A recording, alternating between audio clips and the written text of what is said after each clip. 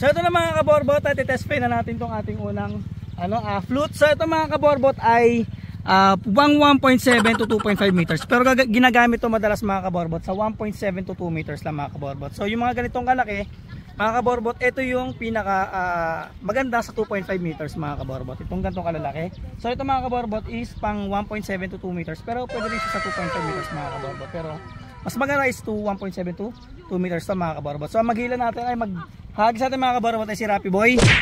At ang maghihila natin ay si Asian mga kaborbot. Si Borbot Sian. So ito na mga kaborbot. Dito na tayo. So ito yung next natin mga kaborbot. Ipapalit, i-check. So bago natin to ipadala mga kaborbot itong ating flute. So flute lang yung so nakabili na mga kaborbot si si Sir Louie, si Sir John Louie mga kaborbot. Sa kanya to. Titest na natin para marinig niya kung gaano kalakas ba yung flute. At may setup na yung sasaranggola na pinagawa niya sa atin mga kaborbot. Kaya ito na mga kaborbot, i-test na natin. Doon na tayo sa so habagit ang hangin ngayon mga kaborbot. Oo. Kaya papaganon, umikot kaya hindi natin alam kung malakas ba yung hangin. Check natin, malalaman natin sa taas. Ito na. So ito na mga kaborbot. So ito na mga kaborbot, i-testing na natin itong ating unang flute. Yan, so si Rapi mag-agit. G.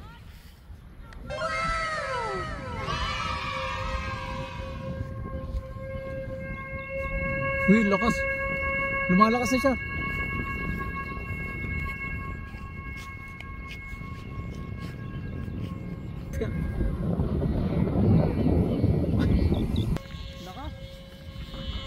Yan, nagwawala na siya.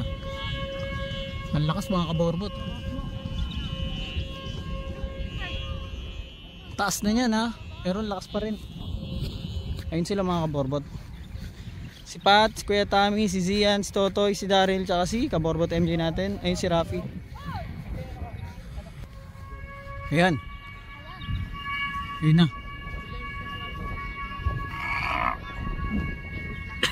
Lakas, napapaubo ko sa lakas. Grabe.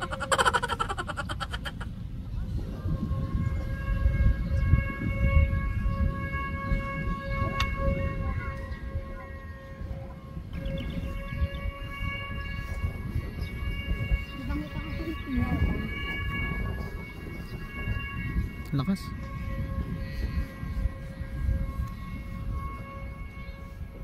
Lit-lit na flute niyan.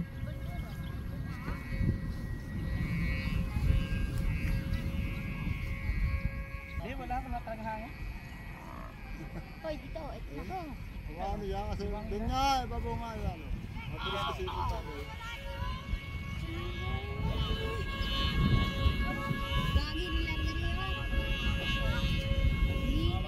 Parang may bumbero mga kaborbot, ang lakas. Oh, ayan.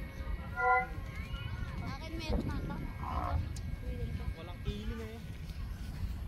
Panikabol. Kalit. Wala kang kiling. Ayun, gadalin pa doon siya, no? Tipin-tipin naman, hindi pa nakakalikabay. Ayun na nakakalikabay.